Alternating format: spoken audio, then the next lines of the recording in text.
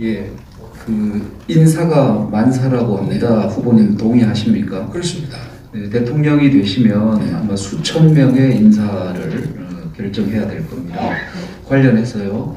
2019년 7월 후보께서 검찰총장이 되시면서 단행한 첫 인사에서 과거 후보께서 함께 일했던 특수통 출신 후배들 요직을 많이 앉혔습니다. 그래서 검찰 내부에서도 이거 특수부 편향 인사 아니냐 하는 지적이 있었습니다. 그런 비판에 동의하시는지 하고요. 관련해서 당시 이제 후보의 그 인사로 승승장구했던 한동훈 검사장 등 특수통들이 그 이후 추미애 장관이 오면서 모두 좌천됐습니다. 총장 시절 이런 발탁한 후배 인사, 혹시 지금 그 이제 후배들 중에는 뭐 한직에 가서 있는 분들인데 좀 후회가 되시는지 어떨지 좀 궁금합니다.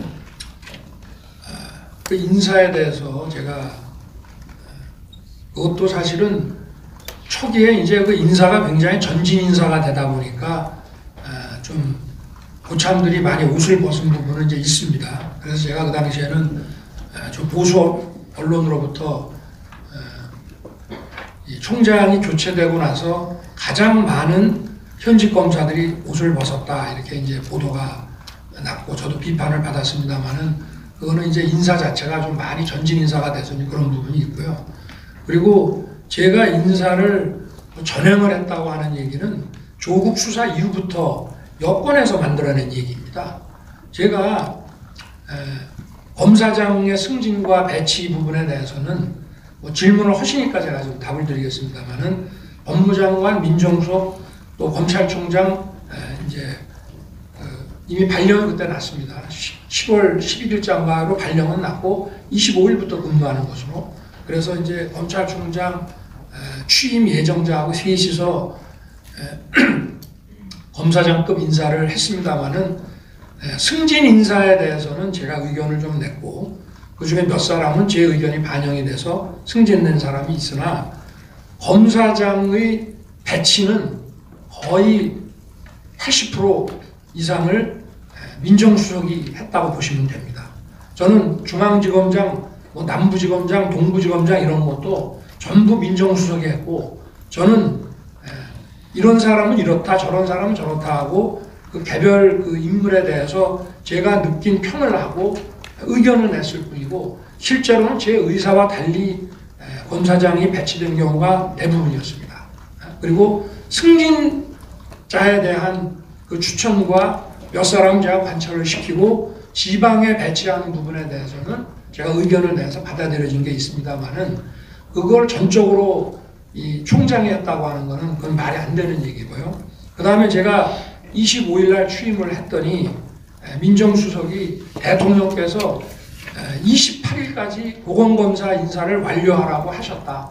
그래서 빨리 마무리를 해야 된다고 했기 때문에 제가 차장이나 부장이라든가 하는 이런 보건검사 인사에 대해서 면밀하게 관여를 할 시간이 없었습니다. 다만 중앙지검의 몇 자리와 남부지검 이런 자리들은 중요 수사가 계속 진행이 돼야 되고 또 어떻게 보면 그 사건이 만약에 공소유지가 안 될 때는 검찰 전체나 어떻게 보면 이 정권도 공격을 받을 수 있는 그런 중요 사건의 재판들이 있기 때문에 이런 공소유지를 위해서 이러이러한 사람들은 배치가 돼야 된다라고 주장을 해서 그게 관철된 사례는 있습니다만은 대부분의 인사는 제가 이미 총장으로 취임하기 전에 법무부와 청와대가 그 인사의 안을 다 만들고 제가 그거를 전적으로 전형했다는 건 말이 안 되는 얘기입니다. 아까 언급하신 민정수석은 조국 그렇습니다. 수석을 말하는 조국 수석이 당시 인사의 80%를 거의 뭐 관여를 했고요. 다만 저는 제가 현직 총장 신분이고 그런 것들이 나오는 거에 대해서 제가 언론에 대응을 안 했을 뿐입니다. 그러나 그거를 검찰총장한테 검찰 인사를 다 맡기는 그런 정권 없습니다. 네. 네, 감사합니다. 지금 저희가 거의 1시간 동안 과거, 오늘 기준으로 과거에 대해서 갖고 있는 의문을 여쭤보고 거기에 대해서도 설명하시는 게 계속 반복되고 있는데 앞으로 미래에 대해서 좀 여쭤보겠습니다. 홍기정 위원이 준비한 질문이 있습니다. 좀 전에 검찰 인사에 대해서 얘기했는데 당신은 민정수석이 인사를 했다는 말씀을 하셨습니다. 그런데 이번에 선대위에도 또 전직 검사가 14명이 참여한 걸로 나오고 있는데요. 이번 인사는 그럼 어떻게 본인이 하신 건지, 대통령이 되면은 특정 학맥이나 검찰 출신을 중용할 것이라는 이런 우려들도 많이 나오고 있습니다. 특히 검찰 공화국이 될 거라 이런 우려들도 있을 수가 있는데요. 이 부분에 대해서 어떻게 생각하십니까? 뭐 민주당에도 검사 출신이나 판사 출신이 많고요. 저희 당도 지금 이제 법조인들이 의회에 많이 진출하는 그런 상황이고, 제가 알기로 미국 하원은 법조인이 75% 정도로 알고 있습니다. 이들의 상당수는 다 지역에서 어토니를 했던 사람들이고요. 저희 당에도 뭐 검사 출신들이 많습니다만은 이걸 검사 출신이라고 얘기를 해야 되는 건지, 벌써 오래전에 10수년 전에 검사를 그만두고 3선, 4선 의원으로 들어온 사람들을 이거를 검사 출신이라고 해야 되는지에 대해서는 저는 좀 의문이고요. 그리고 제가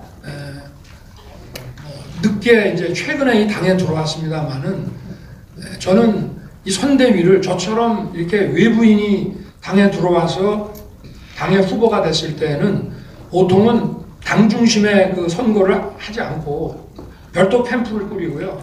당 선대위는 좀 평형화시켜 놓습니다. 그런데 저는 우리 당의 당 조직을 더 강화해야 된다는 판단 하에 당 중심의 그 선대위를 운영을 해서 당 중심으로 선거를 치르겠다고 제가 표명을 했고, 그러나 제가 당의 인물들, 국회의원들 저 잘 모릅니다. 그분들이 뭐 가까운 분들은 좀 알지만 잘 모르고, 그래서 그분들의 추천을 받아서 지금 여기 선대위만 해도 주요 보직만 해도 100여 명이 넘는데, 그 검사 출신이 10몇 명이 있다고 해서 이거를 무슨 검찰 선대위라고 한다면은 그거는 좀 제가 보기에 받아들이기 좀 쉽지 않은 일이고요. 그리고 그 인사에 대해서는, 선대위 인사는 좀 이런 식으로 했습니다.